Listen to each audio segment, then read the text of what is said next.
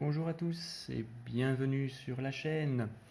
Aujourd'hui, on change d'univers et on retombe dans les Chevaliers du Zodiaque avec une review d'un personnage dit Vintage de la saga Asgard. Alors, les plus fans d'entre vous auront certainement reconnu donc de qui il s'agit. Il s'agit bien sûr d'Albéric de Maigres, guerrier divin de Delta. Comme je l'ai dit, ce personnage apparaît donc dans la série Asgard. Et avant de voir un petit peu la boîte que nous avons ici, quelques mots sur le personnage. Alors, des armures vintage, j'en ai pas beaucoup. J'en ai vraiment 4-5, mais ce sont vraiment mes personnages préférés. Je ferai les autres par après, évidemment. Le seul que je n'ai pas et qui serait vraiment le Graal dans ma collection, ce serait un Seyar, donc Pégase V1 en boîte française. Mais bon, ceci, autant en fait donner un rein, ce sera le même prix, parce que ça coûte vraiment très très cher et je préfère alors consacrer l'argent à autre chose. Alors, le personnage Albéric de Maigres, guerrier divin de Delta, qui est-il? Dans la bataille d'Asgard, en fait, il s'agit donc du 5e guerrier divin à combattre. Avant lui, on a eu droit au combat de Thor, de Fenrir, de Hagen, de Mime, un autre de mes personnages préférés, et enfin Albéric. Alors pourquoi est-ce que j'aime bien Albéric? Certains d'ailleurs le détestent, le considèrent un peu comme un masque de mort, Death Mask dans le sanctuaire. Pourquoi j'aime bien ce personnage-là? Déjà, dès le début de son premier combat, je dis bien premier, je vais y venir tout de suite, on s'aperçoit que le personnage n'est pas spécialement costaud, il n'est pas très très fort, il est vite mis au tapis. Mais il a une résistance au coup qui est quand même assez incroyable, et surtout il utilise une autre arme que la force pour pouvoir s'en sortir. Il pervertit les esprits donc de ses adversaires. Il utilise la ruse. Son intelligence, en fait, est vraiment sa meilleure arme. Il est le seul guerrier divin pratiquement à combattre simultanément, ou du moins l'un à la suite de l'autre, 4 chevaliers différents. À un moment donné, dans l'histoire, Marine intervient pour pouvoir donner une nouvelle au chevalier de bronze concernant le guerrier divin de Zeta. Et elle tombe donc sur Albéric. Comme je le disais, avec les coups ressemblant à des météores, elle met Albéric facilement par terre, mais celui-ci, grâce de nouveau à une ruse, une espèce d'acide qui sort de son poing en fait, parvient à aveugler Marine et par la suite, il l'enferme dans son fameux cercueil d'améthyste. Seyar, passant par là, se retrouve également face à un adversaire potentiellement facile, il le dit lui-même, ça risque d'être un combat facile, c'est comme si le saphir de Dain était déjà en ma possession, mais il se fait de nouveau avoir, comme Marine, par Albéric et se retrouve lui aussi dans un cercueil d'améthyste. C'est au tour de Yoga à combattre en 3e, le chevalier du cygne est quasiment au chaos, il est à 2 doigts de trépasser face au chevalier de Maigres, le chevalier de Delta, mais Shiryu arrive au bon moment. Bon, Shiryu sera celui qui donne le coup de grâce à Albéric, mais quand même, 4 personnages différents pour pouvoir se mesurer à Albéric, ce n'est pas rien. Au-delà de son intelligence, il possède quand même quelques attaques. Donc, comme je l'ai dit, il l'a envoyé une espèce d'acide, c'est pas vraiment précisé, il n'y a aucune référence par rapport à cette attaque, mais de son point, il parvient à utiliser un acide qui aveugle en fait les gens. Bon, Marine porte un masque heureusement, mais malgré tout, elle a été aveuglée par l'attaque d'Albéric. Parmi les autres attaques, il y a évidemment le cercueil d'améthyste, donc en japonais Amethyst Shield comme ils disent. Il peut également dégainer une épée qui s'enflamme, l'épée flamboyante, Hononoken. Et l'attaque qu'il utilisera assez souvent d'ailleurs contre Shiryu, qui est les esprits de la nature, Nature Unity. Heureusement d'ailleurs que Shiryu, via un flashback, a appris donc que son vieux maître avait lui aussi dans le temps combattu un descendant d'Albéric, et donc il a pu être un petit peu au courant donc, des attaques et comment vaincre ce personnage. Albéric aussi, pour les fans de Saint Seiya, vous savez très bien que Asgard, en ce qui me concerne également, c'est une des toutes meilleures parties, si pas la meilleure partie, en ce qui concerne le développement des personnages. Chaque guerrier divin se bat pour un objectif, chaque caractère des personnages est vraiment très développé dans cette série-là. C'est du jamais vu en fait pour un animé comme ça. Albéric est le seul guerrier divin au courant du changement de personnalité d'Hilda en fait. Lui, tout ce qu'il veut faire, c'est profiter de la situation pour pouvoir battre les chevaliers de bronze, récupérer les saphirs d'Odin de ses compagnons battus par les chevaliers de bronze, de par la suite récolter donc les 7 pour pouvoir avoir l'armure d'Odin, tuer Hilda et s'emparer de tout le pouvoir pour pouvoir donc conquérir le monde également. Donc il est vraiment au courant de tout ce qui se trame et profite de la situation pour que tout soit à son avantage en fait. La boîte, le jouet en question, donc c'est écrit ici en dessous, c'est un jouet donc qui est sorti en 1988 au Japon. En France et en Belgique, on a eu la chance quand même d'avoir beaucoup de Chevaliers du Zodiaque sortis en jouet. D'ailleurs, nous, on avait une spécificité, on avait un volet qu'on pouvait rabattre et voir ce qu'il y avait à l'intérieur, ce que les Japonais n'ont pas, ce que celle-ci n'a pas en fait. Mais on a peut-être eu beaucoup de figurines, oui, mais pas celle-ci.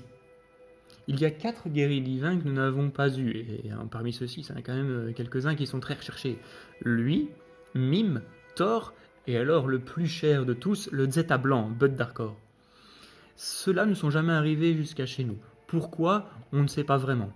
Quand les boutiques d'import ont commencé à fleurir, en France, enfin à Paris, et un peu en Belgique, vous pouviez trouver alors ces figurines-là, avant les Miss Claus. Mais à des tarifs de folie. C'était, comme je le redis, il fallait carrément donner un rein ou un bras pour pouvoir s'en payer une, tellement elles étaient rares et recherchées par les gens. D'autant plus qu'elles n'étaient faites qu'au Japon, vraiment du made in Japan. Donc, point de vue qualité de peinture, personnages et autres, vous aviez le must du must. La boîte, le devant, absolument génial, hein, très très beau, un dessin de Shingo Araki, une des représentations les plus connues d'Albéric. Certainement, il va être ici Maigresse ou Delta, hein, je ne connais pas le japonais. La phrase d'accroche qui faisait bien rire en français. Le socle de l'armure, que l'armure en fait. L'arrière un petit peu décevant, comparé au Chevalier d'Or par exemple. Il y a simplement le personnage entouré d'une espèce d'aura de cosmos et la statue d'Odin à côté. Un peu léger, hein. Sur les Chevaliers d'Or, il y avait quand même quelques scènes mythiques de l'animé. Et les figurines étaient en action dessus.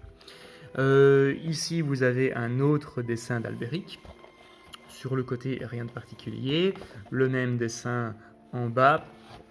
Et sur le côté, rien de particulier. C'est une boîte quand même qui est plutôt bien hein, pour son âge, donc 32 ans, presque 33 ans.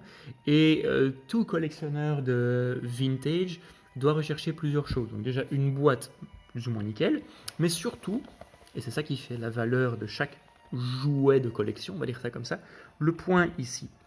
Au Japon, vous deviez donc découper les points de votre boîte, les coller sur une petite carte, on verra dedans, il y en a une à l'intérieur, et ensuite vous envoyez votre carte avec tous les coupons différents de chevaliers dessus, et vous pouviez avoir alors une figurine premium. Il y avait les chevaliers noirs version 2, il y avait également le grand pop à obtenir, l'armure d'Odin, quelques figurines très rares et réservées à une loterie au Japon, on va dire ça comme ça. On va l'ouvrir ensemble. Qu'est-ce que l'on trouve là-dedans? Alors, c'est quand même assez fourni. Hein. Très chouette aussi, j'ai une pub d'époque donc, qui nous présente ici les Marinas de Poséidon. La collection complète, il manque juste les V1, mais donc vous avez les V2, les Marinas, les Vintage Asgard et les Vintage Or. Et alors ici vous aviez donc de quoi mettre vos points en fait. Hein. Et vous pouviez obtenir, ici on voit sur la publicité, les Black Saints. Mode d'emploi présent également. Mode d'emploi original. Bon, je vais pas monter la figurine, hein, je vais vous la montrer comme ça, mais je vais pas la monter, on va perdre du temps bêtement.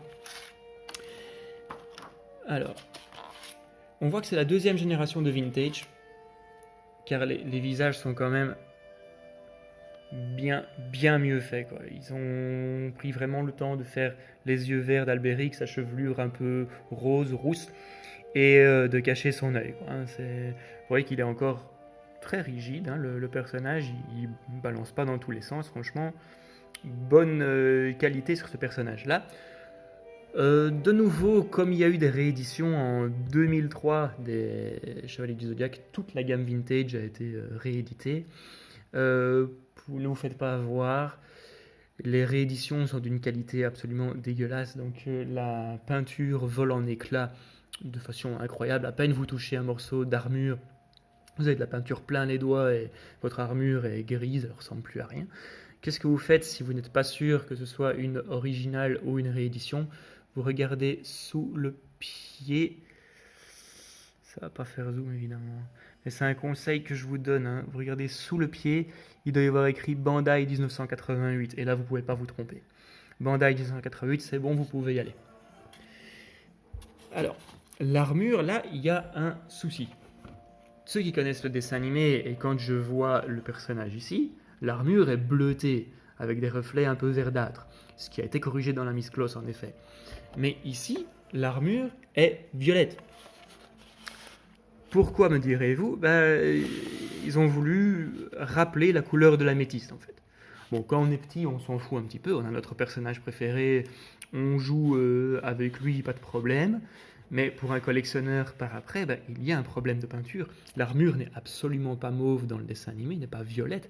Elle est de couleur bleue, en effet. Bon, mis à part ça, elle est quand même en bon état. Quelques petits éclats de... Voilà, très léger, hein. On voit ici un éclat blanc. Mais sinon, pour une figurine de 32 ans, elle est vraiment en excellent état. Je vais vous la mettre comme ceci.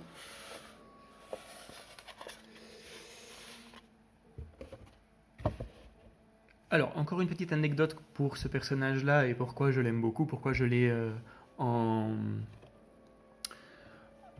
figurine, aussi bien Miss Claus que vintage, mais surtout vintage, puisque je dis que j'en ai pas beaucoup. C'est aussi parce que le personnage, j'ai une assez grande affection pour la VF. Alors certains vont me dire, oui, mais la VF ça pue, regarde en VO, c'est mieux, les traductions sont mieux, etc. Moi j'ai connu les Chevaliers du Zodiaque en français, j'ai adoré en français. Donc je vois pas pourquoi tout d'un coup je changerais sur la VO. J'ai regardé le dessin animé en VO, c'est très bien, mais pour certains personnages j'ai une affection pour la VF. Et ici en VF, Alberic est doublé par Éric Legrand. Éric Legrand, c'est la voix de Seyar, mais également Vegeta dans Dragon Ball Z. Et ici, pour Alberic, il nous propose un peu un personnage à la Vegeta, avec une voix un petit peu comme ça. Il joue vraiment super bien, il y met tout son cœur, c'est vraiment incroyable le travail qu'il fait, sachant qu'Éric Legrand en plus, il l'a dit, hein, il n'aimait pas les dessins animés japonais, mais il s'est toujours donné à fond dans le travail qu'il faisait. Vous verrez d'ailleurs, et je ne sais même pas si c'est une coïncidence, mais dans une autre vintage que je vous présenterai plus tard, Mime de Venetash, c'est aussi Éric Legrand qui le double, mais sur une toute autre tonalité. Donc franchement, chapeau à lui pour le travail qu'il a fait sur ce personnage-là. Il a vraiment la voix sadique comme il faut. Voilà ce que l'on pouvait dire sur Alberic de Négresse vintage. Alors vintage, c'est un terme qu'on utilise en français. Le terme exact au Japon, c'était les Close Series.